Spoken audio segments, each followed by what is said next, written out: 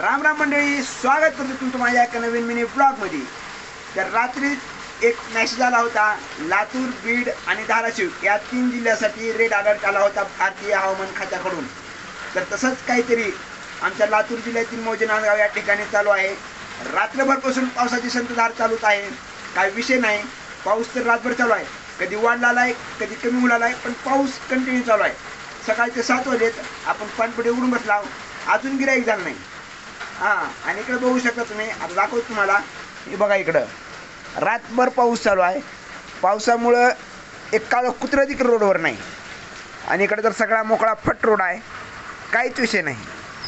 आणि आता इकडून एक गाड्या जवळ येतात शेताकडे जुवार येतील, आणि असा पाऊस रातभर चालू आहे। तुमच्याकडे पाऊस चालू आहे का नाही कमेंट करून नक्की सांगा। आणि आपला जर यूट्यूबवर व्हिडिओ बघत असलो तर आपल्या चॅनलला सबस्क्राईब करून टाका, आणि इंस्टावर बघत असेल तर आपल्याला तेवढं फॉलो करून घ्या। धन्यवाद।